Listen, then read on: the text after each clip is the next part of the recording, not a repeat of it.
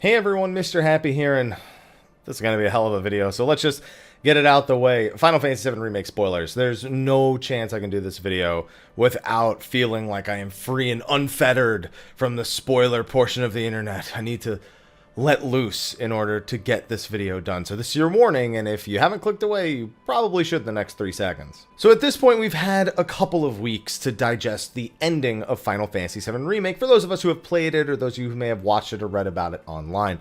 And it has been a non-stop topic of debate amongst old fans and new fans, whether or not it was the right direction, and most importantly, what it means for Final Fantasy VII Remake going forward. Heck, we even did a spoiler cast on it just a few days ago, and you know what? After what I've read for this video, I think I'm going to throw like 30 to 40% of that video out.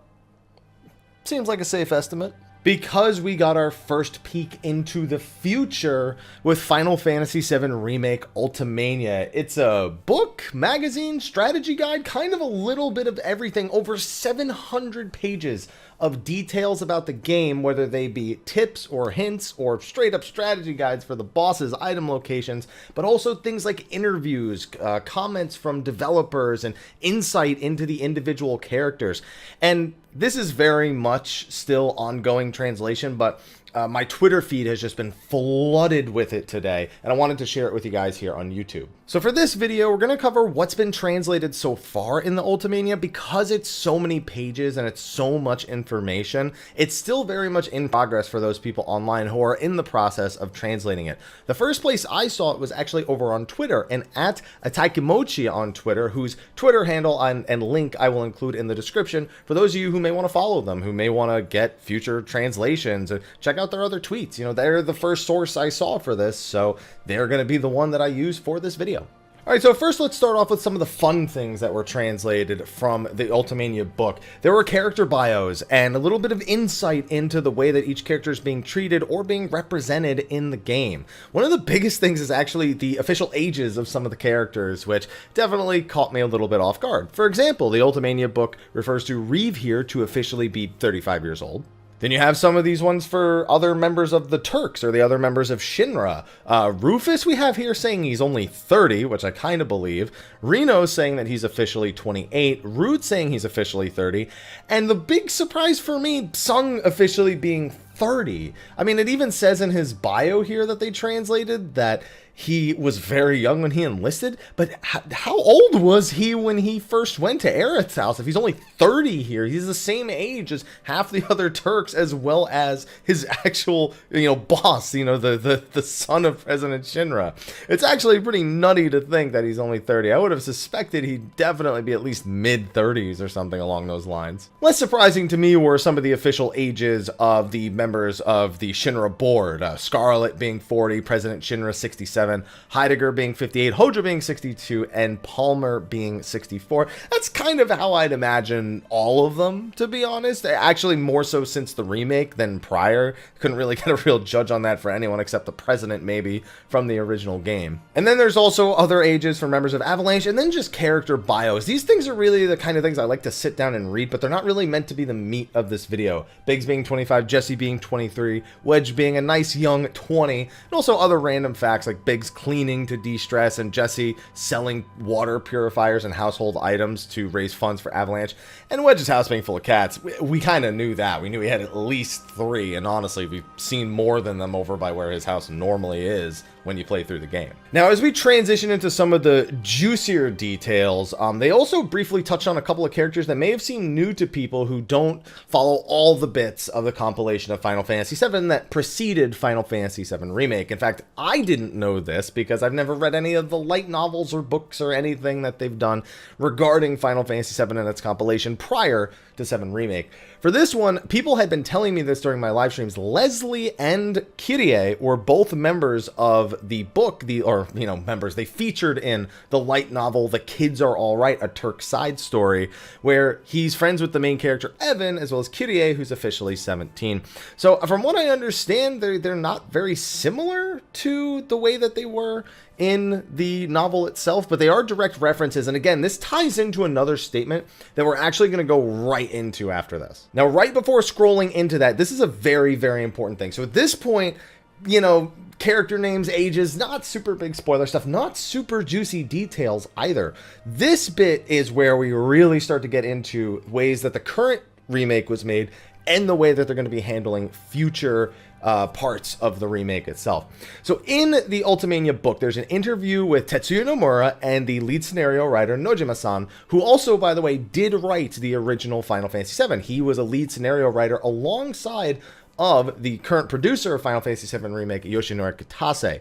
And he's worked together with Nomura on a number of occasions, and I think that becomes abundantly clear when you actually read this, because it seems like what we got was much closer to what we should have expected than we maybe were originally going to be getting, and that's going to scare some people without a doubt.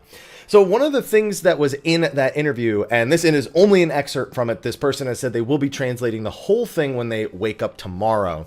Nomura said that he wanted to, if he wants to create 7 Remake, he wants to do it a certain way.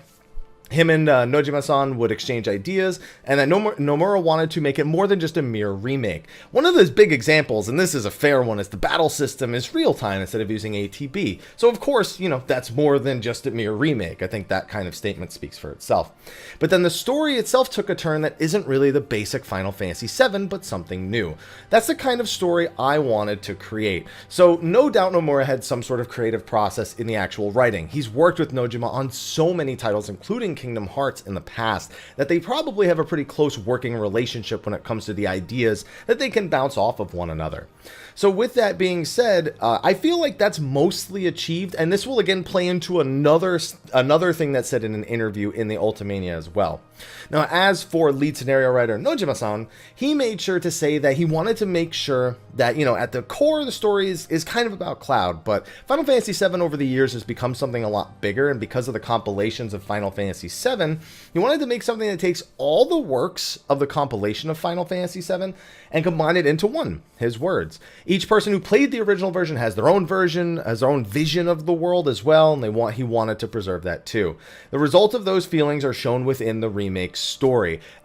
I wonder if he's referencing the Whispers in a way with that little statement right there.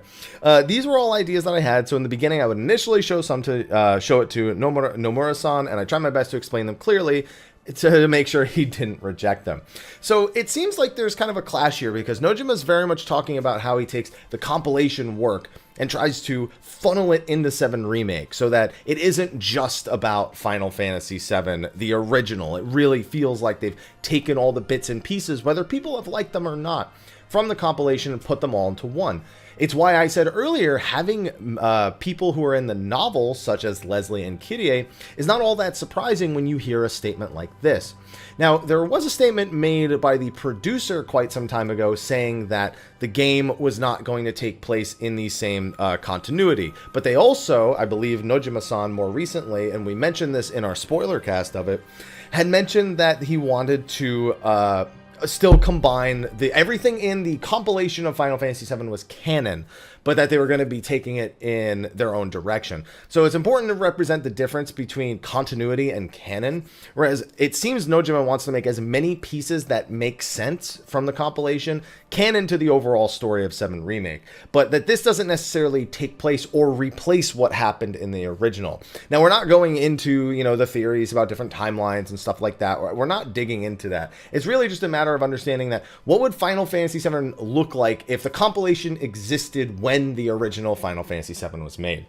It makes sense for a lot of elements. Of course, the one elephant in the room, the Whispers, that very much feels like something that doesn't belong regardless of how you pull it from the compilation. You can explain it out, you can theorize about it, but that's the one element that kind of feels a little bit off. And there are other statements from the Ultimania that kind of give us some insight into the Whispers and kind of why they exist and how they will affect the I guess, franchise of 7 Remake and all the parts of it going forward. Now, of course, that gave us a little bit of insight into the current 7 Remake, how it ended up where it is, but they also have some quotes about the way that the game ends, including its final text on the screen, as well as the Whispers, the boss, and a certain character that's on everyone's mind. So this is a quote from another part of the Ultimania, this time featuring not only Tetsuya Nomura, but also the producer, Yoshinori Kitase, who we mentioned earlier. Now, Nomura said, "We wanted to have a last boss fight take place at the highway in Midgar, which arises questions I cannot answer. Now, this kind of affirms to me that, and there are other statements that are made later, that the Whispers are kind of just there as a threat for the first game. They needed to make Midgar end in some spectacular way because it was just a standalone part. And it seems to me that this was their way of achieving that. But he does say there is a character who's alive, which leads to a great mystery. Now, that statement can be interpreted in so many ways that you will see. This will be one of those things that nobody agrees on unless somewhere else in this Ultimania something else gets translated that just quashes it. Because some people can interpret that as Zack. Some people could just interpret that as Big showing up at the end. And then there's characters who maybe aren't on screen that we could be thinking about. Most people are going to see that statement and default to Zack. And whether or not that he's actually alive or they just aren't showing us his death yet is even something that's up for debate here. That's the current way that I'm leaning when it comes to their interpretation of the end events. But it just seems like they just wanted a boss. I feel like the Whispers only exist to give themselves like a little bit of a meta narrative saying we're free and we can make something spectacular here, or they just needed a boss at the end. That's one of the ways I interpret it, at least. Speaking of those Whispers, we're going to take a little detour away because I was going to go and talk about the final quote and what its actual meaning is, or how they, I guess, landed on it.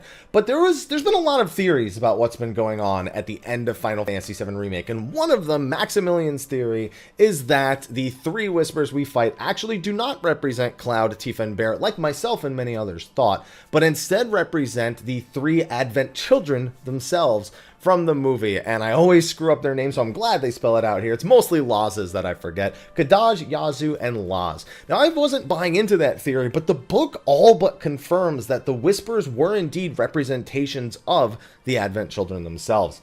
Now, you can see here the Whispers are potentially, it's not set in stone, but a few details came out from the book that actually make a whole lot more sense. Now, of course, all the parallels have already been drawn in the theory. Kadaj summoning Bahamut, their playstyles being somewhat similar, and the magic mostly matching up. Not to mention there's things that support it, such as Advent being in the name of the song that's actually used in that final boss fight.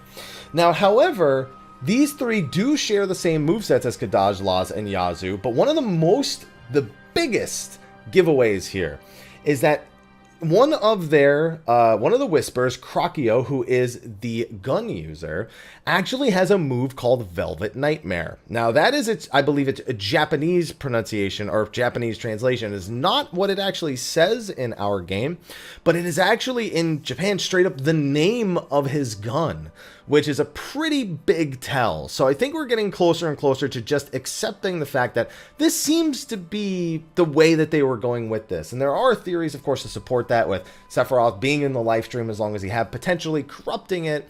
It isn't too much out of the realm of possibility. Why they would want to protect their future timeline when they should know how that one ends as well, that's a question mark. But maybe all together, even after the events of Advent Children, somewhere in the 498-year gap when humanity's wiped out, something that they wanted to preserve happens there that meets their end goal with their mother. We don't know that for certain, but Rubrum, Viridian, Krakia, I am now subscribed to the theory, especially with some of the supporting details here, that those three are likely to be the Advent Children themselves. Now, where I was going to go next is Nomura being cryptic about 7 Remake ending line. When is he not cryptic? Come on, we're used to that. So this is specifically regarding the quote, "The unknown journey will continue." Now, unknown journey, of course, those of us who have played it think, oh, that's because they're going to change everything. You know, I think it's a somewhat reasonable, you could say it's a more cliche line and kind of beat around the bush, but it is within reason for someone to see that and be like, well, now we don't know. I mean, that's kind of the whole point. We defeated Destiny and now anything could happen and we should throw all expectations out the window. We'll get to that in a bit. I don't even know why I bothered trying to click that. You're not going to be able to read it anyway with the way that I have the screen split here. But I guess I can try. I should edit it so you can actually read it. There we go. So at the end of the game, the words "the unknown journey will continue" to show up. What does it mean? Initially, there was another sentence we were going to put, but under various circumstances, we decided to change it to what it is now. Katase told me there should be something that connects to what lies beyond the ending. I also wanted to put something there too, so we ended up using the sentence. I think some might think the meaning of the sentence is unsettling, but we've already taken that into consideration. So they aren't just saying, oh, well, it seems like there is a reason why it says that, but that the reason's not to be deliberately unsettling to people who have certain expectations, and that they further clarify in one of the final statements that came out of the first day of translations from this one Twitter feed. Now, some of the biggest quotes that have been circulating are just about here. This was the first bit I saw of any of this information. Quote from Kitase on how different Final Fantasy VII Remake will be from the original story. That unknown journey we were just talking about. We're not drastically changing the story and making it into something completely different than the original. Even though it's a remake, please assume the story of Final Fantasy VII will continue as Final Fantasy VII always has. I don't know, because asking me to assume something is just trying to make it so that if I assume incorrectly, I'm making an ass out of you and me.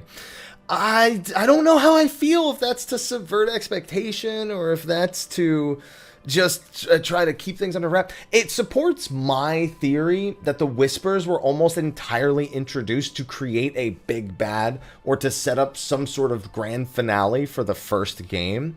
But that doesn't mean that's exactly what happened. But all this tells me is that every major location that we'll be going to, we'll go to Junon, we'll go to Calm, the Nibelheim flashback will happen, we'll go to Northern Crater, the weapons will still attack. All of the events we've come to expect, yes, I even still think Aerith's death, I think all of that is going to take place. But just because the story of Final Fantasy VII will continue as 7 always has, and they might be following the same direction, that doesn't mean events are going to take place in the same way. I'm still subscribed to the theory that Aerith is not going to die the same way. I think she'll die, but not that she'll die the same way. I also saw a theory that Zack, when he lived, became essentially a one numbered clone for Sephiroth, or at least one of Sephiroth's potential uses for a body. And I was like, nah, maybe that's possible too. Maybe he's still alive out there, still just doing his old crazy stuff as well. So even though there's no doubt going to be changes that either infuriate or make people happy, different depending on who you ask, the fact that they're making a point to say this makes me wonder how much of it was we saw what people were saying, we saw what the general feedback was, or how much of this was like they knew. I need a date on this actual interview. How much of this they knew was just gonna tear people apart like it has been for those of us who have waited so long for it. And an important little note, and you've probably already noticed it by now, is right above that quote in the next tweet from this person, Kitase says, "From here on out," at the end of that. Will continue as Final Fantasy VII always has, from here on out. So they clearly knew that they needed to, again, it's just, I feel like it's just to support that the Whispers were there to just create a big bad for the first part. And I still don't believe certain things characters have even said in the game, because there are some direct quotes you could reference and say, well, obviously they're not going to do it exactly the same. This character said this character said that. But again, open to interpretation. I've been a firm believer that Aerith looking at Red and being like, don't you tell them, and him going, those are a flash of what future we will have if we fail here today. I don't know that I believe that, but I'm just a skeptic, so what can you say about me? But yeah, expect things to mostly play out the same. I expect some differences. There's already been some differences even among everything that did happen somewhat similarly already, but expect it to mostly play out the way that you remember Final Fantasy VII playing out from here on out. Another comment that was made here as we scroll down is a comment that was made by Nomura that actually refers to how many parts the game is going to take. They still don't know what they're going to do in its entirety with the whole thing. They have an idea, they know what they're going to be doing, but how should they release the remaining portions of it? Should they release it in smaller portions so people can, consume it, and then they can release the next part and they can keep it going? It seems like Nomura really is anxious almost to get people the next part. His quote here that is translated, and actually we should start with the part below it with Kitase. Let's see. How many parts? We have a general idea of how the story will play out, I'd hope. But we haven't decided exactly how many parts. This is reaffirming something we had already heard in a previous interview. Nor can we confirm anything. There's speculation it'll be 3 parts, but right now we're just doing things one step at a time. Nomura added to that, depends on how many parts the overall story will be. If we divide the story into large parts, it'll take longer to make. If we divide it into more detailed, smaller sections, then developing it will be faster. I hope to release the next one ASAP. Yeah, me too. But I also want to make sure that it's a quality product, because this one was, 30 hours for me to complete the story on normal, threw in a hard mode playthrough, plus some optional content, a platinum trophy, and a few speedruns, and I've had a pretty good time with just the first part on its own. But what defines a smaller or larger section? Because I would argue Midgar is a smaller section that was incredibly detailed in the remake. Would that mean that that's the scope they're looking at? Another $60 game? That's approximately 30 hours plus bonus content that they've added into it. Or are they talking about even smaller parts? Something that's like a 10-hour part that's maybe $15, $20 and releasing those in pieces. That's not clarified here exactly what goes into the scope of these individual parts. I will say, though, that Final Fantasy XIII, using it as an example of quickly releasing, I believe each part of Final Fantasy XIII came out at about 2 years apart, somewhere in that range. I'd have to Google it to be 100% certain. But if Final Fantasy XIII can do it, I feel like 7 Remake shouldn't have that much of an issue doing it, barring, of course, we do have a kind of a situation in the world right now. I'd push my expectations back at least 6 months, but still trying to push it out in that time frame in general. I still kind of see them sticking to just about that sort of development, that rate of development. Also, this person clarifies here that this person isn't clarifying. This person's also, I guess, suggesting the same thing. That focus on shorter stories within the overall story.